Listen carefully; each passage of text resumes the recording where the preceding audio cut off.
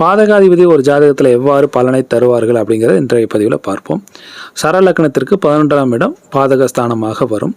11ஆம் இடம் என்பது லாபஸ்தானமும் கூட. ஆக 11ஆம் இடத்துல இருக்கக்கூடிய கிரக தசாவோ அல்லது 11ஆம் அதிபதியின் தசாவோ நடக்கும் பொழுது அதிகமான லாபத்தை எதிர்பார்க்கக்கூடாது. எந்த விஷயத்திற்கும் ஆதாயத்தை எதிர்பார்க்கக்கூடாது. லாபமோ ஆதாயமோ கிடைப்பது போலவே நாம் ஆசைப்பட்டது எல்லாம் கிடைப்பது போல ஒரு சூழ்நிலை வந்துச்சுன்னு சொன்னால் அதன் மூலமாக நமக்கு நிச்சயமாக சில சோதனைகள் ஏற்பட போகுது அப்படிங்கிற அர்த்தமாகும் அந்த தசா நடக்கும் பொழுது. அதே போல் ஸ்திர லக்கணத்துக்கு பார்த்தீங்கன்னா 9ஆம் இடம் பாதகஸ்தானமாகும். 9ஆம் இட தசா நடக்கும் பொழுது அதிர்ஷ்டத்தை எதிர்பார்க்கக்கூடாது. தெய்வ அருள் இருக்காது. தந்தையுடைய உதவியோ பெரிய மனிதர்களின் அனுசரணையோ இருக்காது. பேராசைப்படாமல் இருக்கும் பொழுது அதிகமான பாதிப்புகளை தராது. உழைப்பிற்கேற்ற உயர்வு நிச்சயம் இந்த தசாபுத்தி அமைப்புகளில் நிச்சயம் கிடைக்கும். அதே போல் உபய லக்கணத்துக்கு எடுத்துக்கிட்டிங்கன்னா 7ஆம் இடம் பாதகஸ்தானமாக வரும்.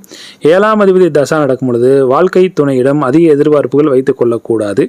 நாம் யாரை உற்ற நண்பராக நினைக்கின்றோமோ, நம்பிக்கைக்குரியவராக நினைக்கின்றோமோ அவர்கள் மூலமாக நமக்கு சோதனைகள் அந்த தசாபுத்தி அமைப்பில் நடக்கும்.